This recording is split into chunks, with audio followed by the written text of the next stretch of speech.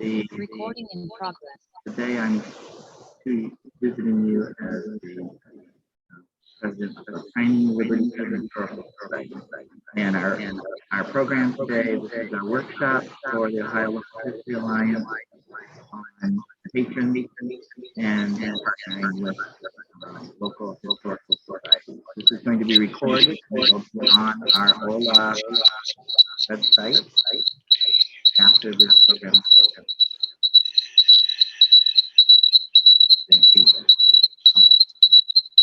Can't hear me, let me know. And if you have questions, go ahead and add them to the chat. And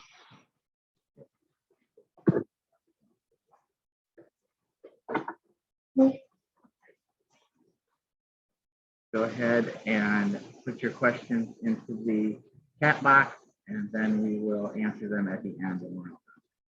So I'm going to start with Lexi Sexton here. She is the director of our local library. I'm going to show you and try to share screen here. Thank you.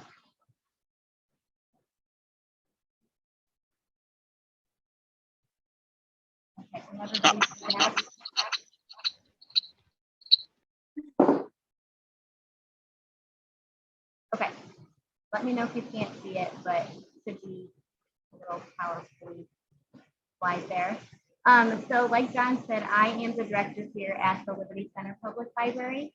So just a little bit behind the scenes about Liberty Center. So we are a very rural, small community. We're actually technically called a village, not even a town. We have a population of about just over 1,000 people here at Liberty Center. And just for some reference for some people who may be in the library industry, we serve just over like maybe 45 patrons a day. So we're actually kind of considered a micro library just for reference, so people can kind of know where we're at, where we're located, and things like that. So kind of going off of that as well, we are open Monday through Saturday. We are open 50 hours a week. So that will kind of make more sense when I talk a little bit further. But we kind of want to highlight today a little bit about the conjunction between the Liberty Center Public Library as well as the Historical Society here in Liberty Center. So actually in 2015, the area that me and John are sitting in right now was actually added as an addition to our library. So that brought forth a lot of room for expansion, obviously room-wise. So that obviously was great for us because we could add more population. We actually have an area where we do concerts, events, town events. But as well, that actually allowed us to include more area for our historical area. So kind of behind us, you can see a little bit of our history area. We've got built-ins over there behind John.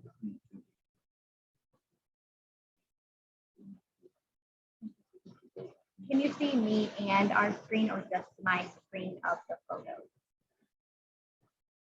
We can see you guys and your screen, but is your microphone muffled at all? It's really hard to understand. There's a lot of noise.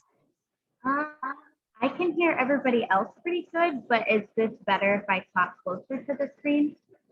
That is better. That is better. Okay. Well, see, but then as soon as you backed up, there's like a ruffle noise. Okay. Well, I don't know. I'll just try. Holler, speak up if you really are having a hard time, and I can try and either talk slower or repeat. But we'll go from there. But like I was saying, we did have this area that me and John are sitting in right now kind of as an expansion back in 2015. So that allowed room for more area, and this is kind of behind us, our history area that we were able to include in that expansion. So a lot of benefits came from that. So obviously we were able to house some of our historical society's items. And why that's so beneficial, especially to our community, is because we're such a small town we don't have people down at the Historical Society or the depot that are working full-time or having the depot open, just because it's a team of volunteers. So with us having an expansion, we were able to house some of the Historical Society items, and that's beneficial for, you know, our community members, just because then they are able to go to a space to view those items. And I'm so sorry that it's hard to hear. I don't know what else really to do. But at the end, if there are questions, if you were, you know, trying to understand and couldn't hear, we can try to do questions and be a little bit more precise and slow and clear. I apologize for those who can't hear, but that's kind of the main point that we wanted to get across today, is just the benefits of combining our library with our historical society here in, you know, a rural community. Just because if we weren't in a partnership together, a lot of our community members would have no way to access either the artifacts or the places to search these items, to study. So that's kind of where we're at on that.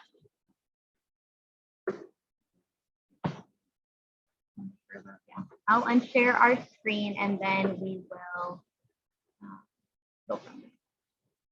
Okay.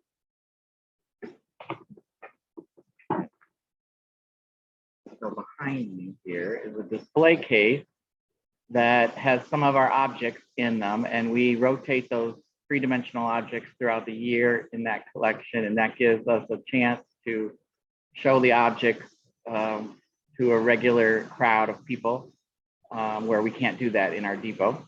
And our depot is too small for a lot of big public programs, so we partner with the library and have our speaker programs here in this building. And we also do our collection work together here. So I'm going to walk over to our big display here. These are the books in our collection, and down below is our where we keep our documents stored. So it used to be, before we partnered together, people would drop things off at the library, donate them, and they really weren't part of the library's collection and didn't get cataloged. And so we decided to create a partnership where the objects that are here in this building belong to the Historical Society. They do not belong to the library. We catalog them, we number them, put them in the boxes in a certain order, and then they're available for researchers in the area that come through and want to see the object. The main reason I wanted to do that was because, you know, Lexi could leave, she could, you know, change jobs, and there'd be a new director in here, and if the collection didn't belong to us, it could disappear. So that was the main reason I wanted to do that. They have a huge bank of computers here, which is great for our volunteers to work together. And we are currently at this library, we have a partnership with 8 other historical societies in our county. And together we received a grant from our county foundation to purchase Catalog It. It's a cataloging program which allows us to put our whole collection in. And this is now accessible at the library for visitors who come in. They can look up an object, and then Lexi can pull the box for them, and they can see the real object in person.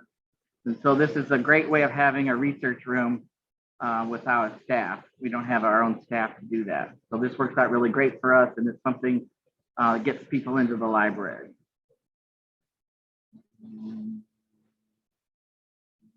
That's about it. That's my main focus I wanted to talk about today. And this is something the really small groups can do that are not, that do not have paid staff. We'll get into grants later in the discussion. I'm now going to introduce Kate Lalonde and Meredith Belford, and they are from the opposite side of the state. So I'm on the northwest corner, and now we're going to go the other way. So I'm Great. Thanks, John. So my name is Kate Lalonde. I'm the director at the Worthington Historical Society and a regional rep with Ohio Local History Alliance. And I'm going to turn things over to Worthington's local history librarian, who will really get us going here about what we have going on. So this is Meredith. All right. So I'm going to share a screen with you all. We should have had this set up. All right. So Kate has already introduced us, but there are our names again. And I'm going to talk to you about the different collaborations that our groups are doing to bring local history to the community. So I thought I would start off, since one of the main things I'm going to talk about is our local history website, Worthington Memory. I thought I would start off with some photos taken from Worthington Memory. And these photos were all from around the same time, July of 1978. And in the first photo here, you can see these two women shaking hands. That is the director of the Historical Society at that time, as well as a trustee from the library. And they are standing in front of a building called the Old Rectory. So in 1978, the library purchased some property for a new building. And this building, the Old Rectory, was standing on that. And in the second photo, you can see the Old Rectory is on the back of a truck being moved down the main street in Worthington, which is called High Street. That move took place in the middle of the night, July 7th, 1978. And you can see a bunch of people came out to watch from the sidewalk. And that was moved to its new location on New England Avenue, where it currently serves as the headquarters for the Worthington Historical Society. The final photo is the groundbreaking for the new library building that took place on this newly empty property. And I included this photo primarily because of the awesome plaid pants. I don't know if those are cut off for anyone, but this gentleman here in the corner is wearing some awesome 1970s plaid pants. So what I wanted to focus on first is Worthington Memory. And this is something that the Library and the Historical Society have been collaborating on for about the last 20 years. And just to give you an overview of Worthington Memory, it's our local history website. It collects things such as photographs, documents, audio, video, and we also have a newspaper index as well as burial records for Worthington's 3 cemeteries.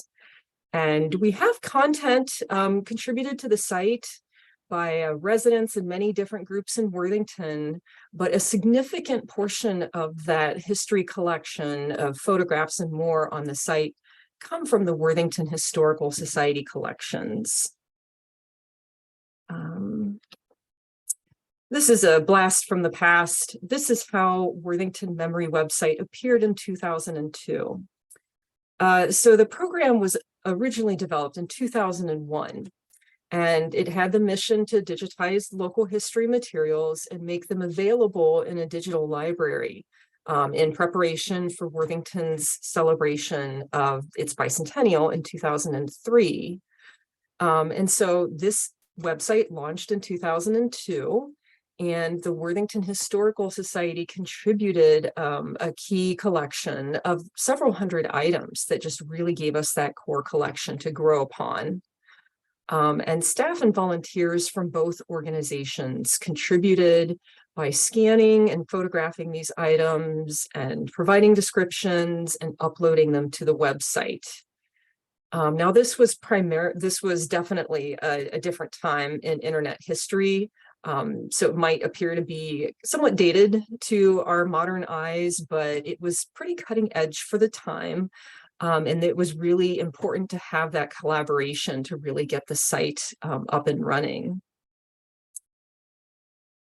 And Worthington Memory underwent its first redesign from 2002. It looked the same until 2015. and we redesigned it at that point. And today, the collection on the site includes over 800 digitized items from the Historical Society's collections. And just to list off, to give you a general idea of what all they have on there, it includes photographs, books, letters, newspapers, artifacts and realia, postcards, artwork, commencement programs, oral histories, school newsletters, and even more. So this is a screenshot from one of the many pages of items that they have on the site. This is just a portion of a single page, and if you can see the bottom of the screen, you can see that there are many other pages. So I wanted to kind of give you a sense of how big their collections are on the site. And Kate, I don't know if you had anything to add. Sure. To that. So, since Meredith introduced the site, I mean, one of the questions for a lot of smaller organizations, especially when you're writing for digitization grants, is, okay, we've got a plan to digitize the collection of photographs, documents, but what's going to be the next step that what are we going to do with the digitized collections? And especially for grant funding, often grantors want to see how you're going to allow public access to the collections. So this is where our partnership with the library has really been a benefit to our smaller historical society, that we can house our digital images on the website.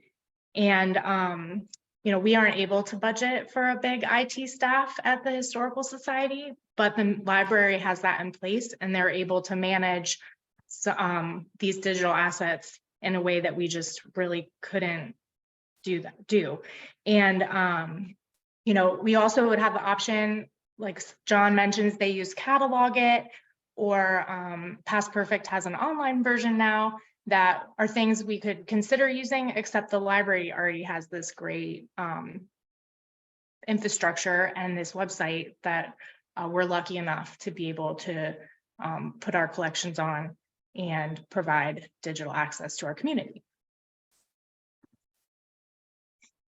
Yeah, and just to add to that, what Kate had mentioned about the IT side of things, I thought I'd give you sort of behind the scenes look at the Worthington Memory website. One of the aspects of the collaboration that is made easier by this website is the fact that anywhere that you have internet access, as well as access to those digitized objects, you can add them to Worthington Memory.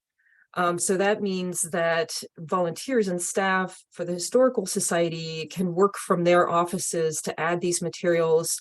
They don't have to come into the library to do that. And they've been able to add hundreds of items that way.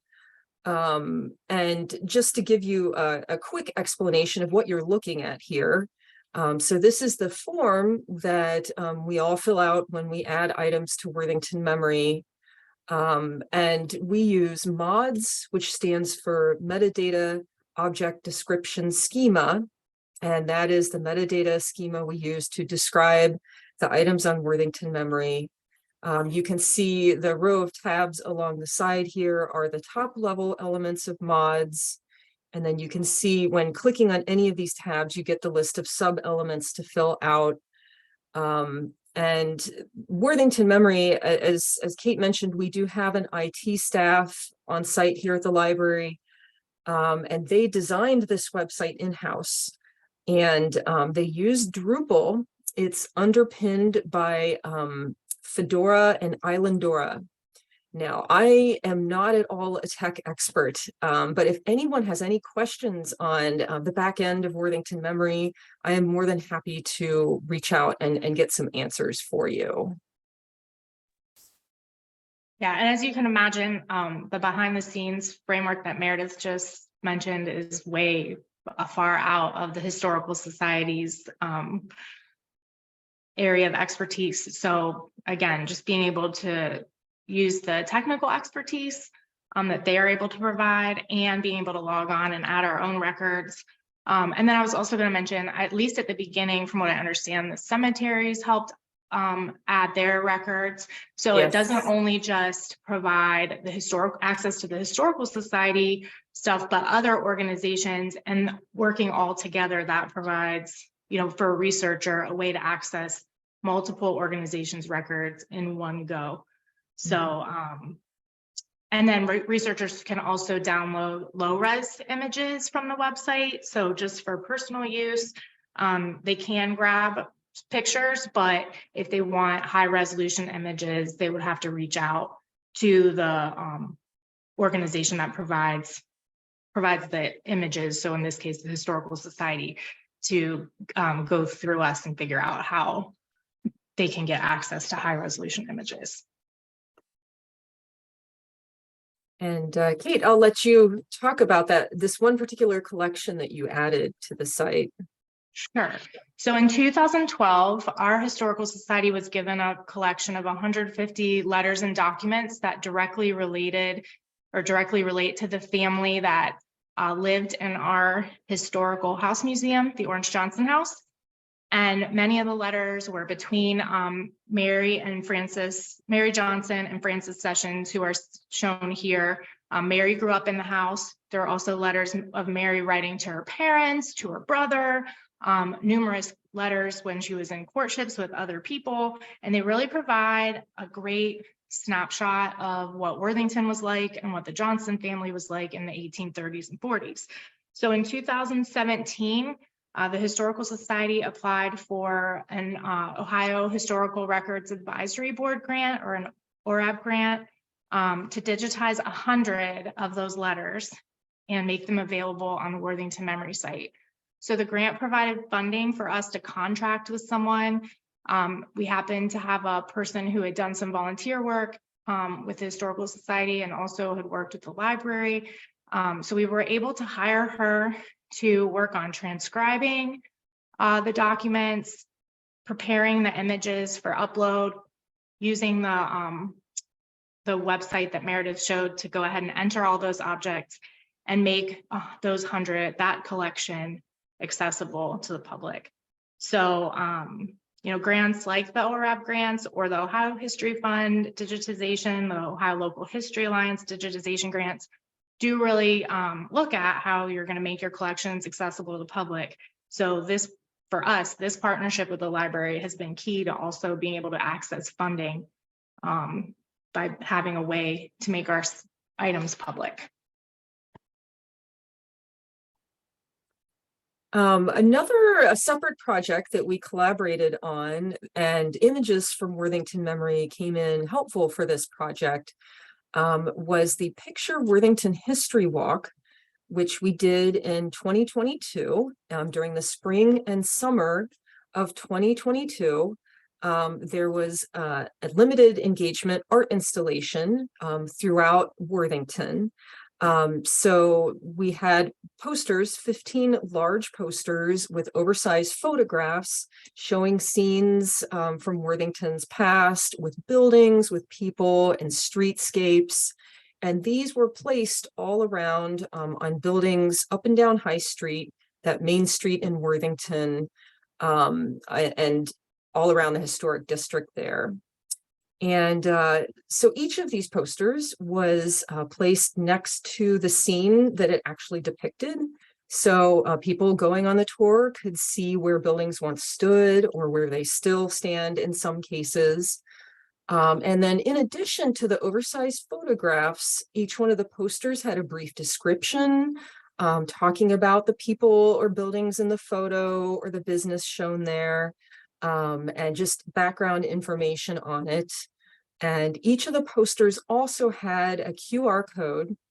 And so people looking at the poster could scan that with their phone and get more information about the overall tour, as well as download the Pocket Sites app.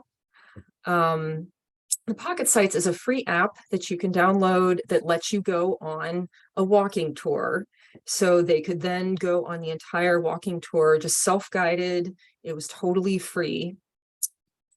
The project was the brainchild of Beth Decker. She is the tourism director for Experience Worthington, which is the Visitors Bureau for Worthington.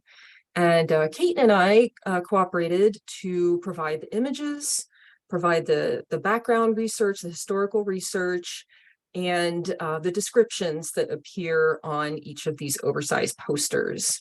So what you're seeing here on your screen, I just grabbed a screenshot from the tour's website, which is hosted, it's still hosted on Historical Society's website if you want to look. And then the post or the picture here with the tree in the foreground, that is how one of the posters appeared in the wild. It's on the side of a building in that picture. And then Kate and I actually got our picture in the paper to help promote the event. So that was exciting. And the whole overall project won a Ruby Award from the Ohio Travel Association. I don't know if you have anything to add, Kate. Sure. So I'll just mention this project really is a great way for each of us at our individual organizations to cross promote what we do. Our tourism person really showcased what the library and the Historical Society's collections, like what we have, and that hopefully this gave people a taste of what we do and encourage them to come check out Worthington Memories, see what assets are available beyond just the 15 posters that were there.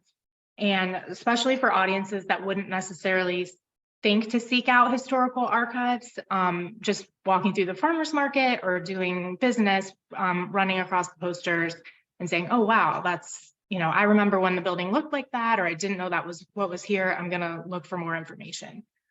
So it was a really public way for us with our tourism group to highlight in a public way the existing partnerships we already have. And mute myself. Okay. You want me to start? It's you again, yeah. Oral histories? Okay, yeah. So then in switching gears a little bit, we've also collaborated with the library on an oral history project. So in 2021, the Historical Society began working collaboratively with St. John African Methodist Episcopal Church to apply for a historical marker for them. And during that process, I worked a lot with members of the congregation and the pastor, and that kind of re-energized connections between the society and this church that was established in Worthington in 1897 and is the only African-American congregation in our community. And the church and their members have a lot of history. They know a lot about their church community, but a lot of the information has not been readily accessible outside the church. So from that project, Meredith and I started visiting the church and speaking to members and having them share their stories, both about their memories as members of St. John, but also as growing up in the Worthington community. And it's been an honor to be able to have their church open their arms to us to be able to collect their stories. Yeah, and to add on to what Kate had said, just some considerations if you're thinking about doing an oral history project, and there are many considerations, but Kate's connection with the church has been great because they have been wonderful in helping us select interviewees to talk to. And Kate has done a lot of research before we go into each interview, because she has done all of the interviews, and she prepares a list of questions in advance that are really personalized for each person that we talk to. And I think that helps us have richer conversations. Now, for the library's part, we have been providing the recording equipment for these interviews. We use an iPad to record a video, and then we also use a handheld recorder to get really good audio. And this is what you see on the screen is a Zoom H5 handy recorder. And the library just this year purchased one of these specifically for oral history projects. Now, this I'm learning has a much steeper learning curve than the one we were using before, which is a first generation Tascam. So, definitely consider how much time you have to devote to learning about your new recorder. Fortunately, there's a lot of tutorials online, so I've been teaching myself, how to best set this up to record oral history. Kate, I wanted to mention the permissions form. We have numerous books on oral history available at the library, and there's also many websites out there that offer sample forms, because you want to have your interviewees sign a permissions form that gives us permissions to share their interview after the fact, gives different levels of permissions depending on what they want. So I literally just took language from those forms and combined them to make our own permissions form, which I'd be happy to share with anyone if you're curious to see what we have. And I didn't know if you wanted to add to that, Kate. Sure. It's one of the things that, because we had done oral histories long ago in the past, and other organizations have done them. So for this permissions form, we were just really careful to make sure that it is giving permission for both organizations in the partnership to be able to have access to the video, audio, and transcriptions and be able to use them in our work, which probably won't overlap in how we use them, but for both of our organizations to be able to share with the community different ways what we learned from the interviews was important. Yeah, and just a couple last considerations. The library, because we already have that infrastructure for the Worthington Memory website, we have been archiving we have the digital video file and the audio file from these interviews. So we've been archiving them just like we do all of our other items on Worthington Memory. We have a dedicated server that stores them, and then a backup copy that is kept off-site. And then lastly, it's always nice to have a transcript. So we've been using volunteers and staff to do transcriptions of these interviews. I wanted to mention that the library, we also have displays for the Historical Society. And we have throughout the building 4 different display cases that the Historical Society maintains, and just throughout the year, multiple times a year, they change out the displays with their own portions of their own collection or collections by their members. And what you're seeing here is a political bumper sticker and button collection from last fall. And the current exhibit is a paper doll collection. And Kate, if you wanted to mention anything about that. Sure. So this is a really great way for the Historical Society to be able to give a taste of the types of collections that we have and the breadth of the stories that we can tell. So access is really good. The library is open far more hours than the Historical Society is. So it does provide an easy access point for people who maybe aren't familiar or aren't able to make it to our sites. And we can showcase collections also that wouldn't be good candidates to be featured on Worthington Memory. Things that the Historical Society collects that tell the story of early Ohio, early Worthington, but objects that don't have a Worthington provenance don't get to go on the website, but we can use these display cases as another way to share those collections. If you work with your local library and they have cases, the only thing that's a little bit tough for these is you can maybe see in the pictures, they have lights inside the cases. So we do have to be really careful about the things that we leave in there and how long we leave them in there, just due to the light exposure. It's a little bit different than having things in our museum where the lights aren't on 24/7. So that's just one item for thought. And I will wrap up by saying one thing that has been especially helpful for me is just the shared informal research and assistance between our 2 organizations. I can't tell you how many times I've had a library patron ask a really complex local history question. And I immediately think to myself, oh, I know Kate knows the answer to this, or I know they have something in their collection. So I just reach out to her, and she has been a great assistance for that. The example you see here on your screen, a couple months ago, I had a patron who was doing really in-depth research on a property. And so I was looking on the Franklin County Recorder site, trying to find, deeds or any information I could. And I couldn't figure out why, but I was coming up empty-handed. And so I reached out to Kate, and she told me, she was more familiar with the site than I was. And she said, make sure you're searching this search index in full text. And I had been doing the default, which is index only. And so I switched to the full text, and right away, all sorts of information came up. I probably could have figured that out on my own, but it would have taken me a while. So it's so helpful to just have that other person to, share questions and ideas with. And I guess, unless you have anything else to add, Kate, I think that concludes. Yeah, I'll just say, similarly, my ability to do effective research for projects, help patrons on our end with research, is just really strengthened by the partnership that the Historical Society has with the library.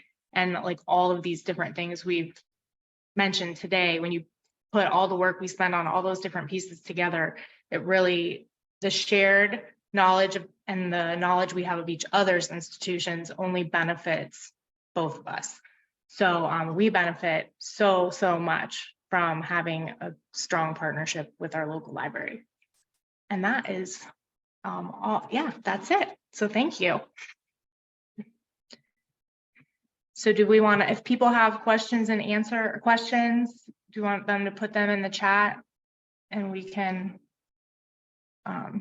be happy to answer questions for John and Lexi or Meredith and myself. And thank you guys all for attending today's webinar, especially on a Friday afternoon.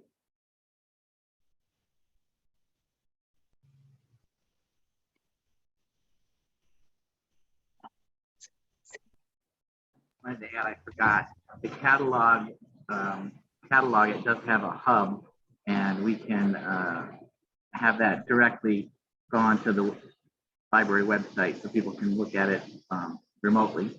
But I wanted to say that such a small group as ours, we can't even afford a scanner. And so we scan everything here at the library and work in between the times when people are making Xerox copies. And there's a great access at the Lucas County Library for things that are larger than 11 by 17. So you don't have to take things all the way to Columbus to get scanned. You can actually do it in your area if you just look for the help. So that's another connection with libraries that I forgot to bring up. Nice. I see that someone asked how many volunteers does Worthington have? We probably have 100 to 125 volunteers a year, but those people, some of them only volunteer for one event for 3 hours for like a tour of homes, and that's it. I probably see about 10 volunteers in our archival area a year, and like 4 of them are there every day, and or 3 times a week, and then a bunch of them just come in periodically. And then we have volunteers that just work in our gift shop. So the archives and collections volunteers probably around 10 to a dozen. And for the library's part, we have normally lately, since the pandemic, it's hovered around 2 or 3 library volunteers that specifically work on local history. Before that, we sometimes had upwards of a dozen, but we've had fewer numbers since then. And then Doug asked if we have a contract between the library and the Historical Society, and I see Lexi said you guys do have an agreement. Oh, you guys are muted. mainly that's for insurance purposes because our collection is actually housed in the library. So that's really important to us that they're protected legally. And I think for Worthington, we had signed something at the beginning of Worthington Memory. So it's been preceded Meredith and I about Yes. allowing our collections to go onto the website and what, you know, what they're allowed to do with our collections and things like that. But it hasn't, from like a year to year basis, we just collaborate together. Mhm. And then Alan followed up with, are our volunteers technically literate? And that is probably why I only see a dozen volunteers or so up in the collections area, because the using the computer does scare a lot of our volunteers off, and they would prefer to do tours or work in our gift shop. But it's varying degrees. I am not an IT person, but I am the IT person because we, you know, our volunteers do need help with that kind of stuff.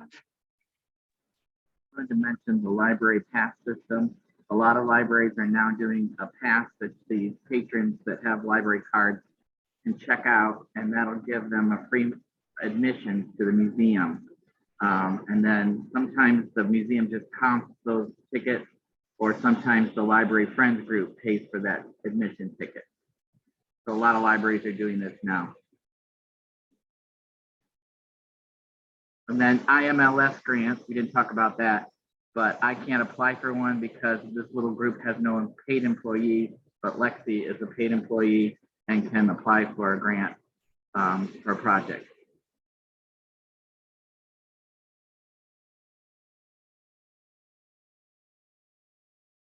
All right. Well, I don't see any other questions. So are we set to wrap up? Thank you all for attending, and the recording will be on the Local History Alliance website. I think Betsy put a link at the very beginning of the program, but you can also find it on the Local History Alliance website to see this recording or other recordings that we've done in the past. All right. Oh, thanks everyone. Oh, someone just said, I have a library staff say to me that libraries shouldn't be duplicating what historical societies are doing. What are your thoughts on that, please? I think Meredith and I have talked about that to some degree. Like, we typically collect the physical objects, and they typically are housing the digital objects on Worthington Memory. There is some crossover. Anytime we get duplicate items, or well, she's better at it than I am just because we get so much stuff. But if they get duplicate items, like yearbooks, she'll check that to see if we need them in our collection before they're moved on someplace else. So yeah, I mean, I don't think we don't aim to like do what the opposite institution is doing. And we check with each other on a lot of stuff, like how would you feel if we do this? So. Yeah, I think we have a lot, you know, the very similar goals, but the specifics of what we're doing are just different enough that I think we're both filling slightly different spaces in what we do. And it's good because some people have a trust, like they really trust the library. They're library patrons, they go there weekly and they want to interact with librarians who might then, so then Meredith can reach out if they need to come our direction. And then other people ask if they can make appointments with the Historical Society to see things that I know are on Worthington Memory or are in the library's reference room. And we can refer them to those, you know, the things the library is doing already. And maybe not have to have them make an appointment to come in during our narrower hours. So, yeah.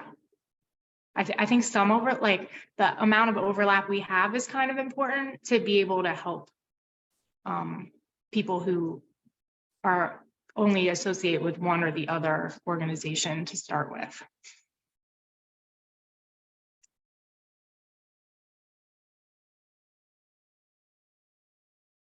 All right. Thank you, everyone. Thank you. Thank you, everyone.